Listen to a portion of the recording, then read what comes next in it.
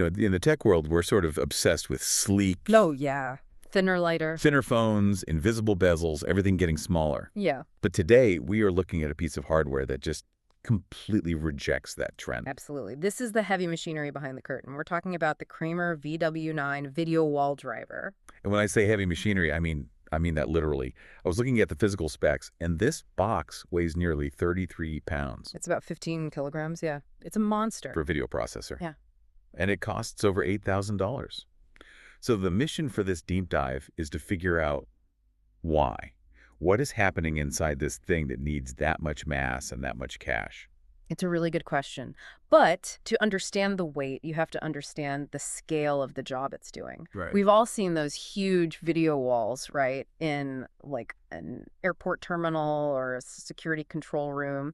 The ones that look like one giant seamless image stretched across, I don't know, 10 different screens. Exactly. The VW-9 is the brain making that happen. It's a 4-input, 10-output video processor. Yeah. And that weight, it isn't just for show. It's mostly about thermodynamics. Heat. A ton of heat. This thing is processing 4 separate 4K signals and sending them out to 10 displays at the same time with zero lag. That generates, well, a lot of heat. So the 33 pounds is mostly just a giant heat sink. A huge part of it, yes. Massive heat sinks, industrial-grade casing. It's built to run 24/7 without ever melting down. Speaking of those 10 displays, that actually tripped me up a bit. The model is called the VW-9 3x3. Mm-hmm. So naturally, I assumed it was strictly for a 3x3 grid. 9 screens. That is a super common confusion. 3x3 is just a kind of a standard industry term for video wall layout, but the device itself is much more flexible. So it's not locked into a square. Not at all. It has 10 outputs. You could run a long strip of 10 screens in a row, a 2x5 tower. It's really a tool for creating a custom digital canvas. I see. Okay, so it handles the layout. But what about the image quality? The specs make a big deal about 4.4.4 color sampling at 4K. I feel like 4K is pretty standard now, so is that just marketing fluff? No, not at all. In fact, for the people buying this, that's probably the most important spec on the sheet. Really? Yeah. Think about streaming a movie at home. To save bandwidth, the video signal throws away some of the color information.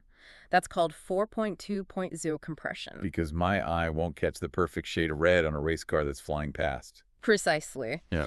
But the VW-9 is used in control rooms showing, say, huge spreadsheets or detailed maps. Okay. If you use compression there, fine red text on a black background looks fuzzy, it bleeds. 4.4.4 means zero color compression. Every single pixel gets its own unique full-color data. So if I'm a security operator staring at license plate numbers on a wall all day, I need that kind of clarity. You can't afford any blur. Mm-hmm. And that actually brings us to another feature, bezel correction. This sounds like a tiny setting, but without it, the whole illusion just falls apart. I read about this. This is about dealing with the plastic frames around the actual screens, right? Right. If you just mathematically slice an image and send it out, the bezels will visually eat part of the picture. A diagonal line, like a road on a map, would look broken where it crosses from one screen to the next. It would look jagged. Exactly. Bezel correction digitally hides the part of the image that would be behind the frame, so your brain connects the lines perfectly across the gap.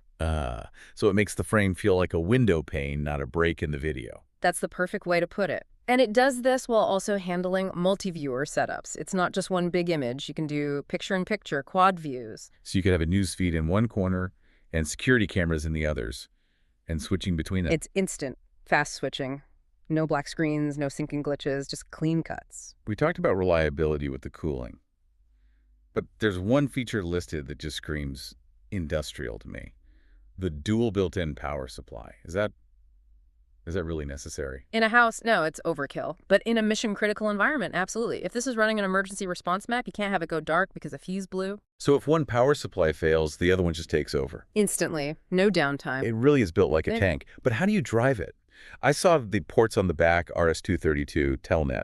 It looks less like a modern gadget and more like an old switchboard. It bridges that gap. It has a user-friendly web UI, so you can set it up from a laptop. Easy. Okay. But those other ports, RS-232 and the like, they're for automation. They let the VW-9 talk to the rest of the building. So it could integrate with one of those fancy touch panels on the wall. That's exactly it. In a boardroom, you press one button for presentation mode, and the lights dim, the blinds close, and the video wall configures itself.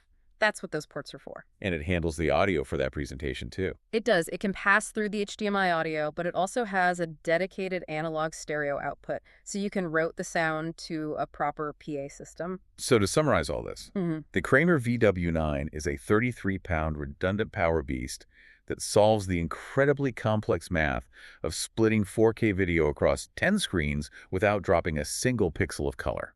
That's a fair summary, yeah. It's the invisible, heavy-lifting engine that makes the whole spectacle possible. It leaves me with a thought, though, for you to chew on.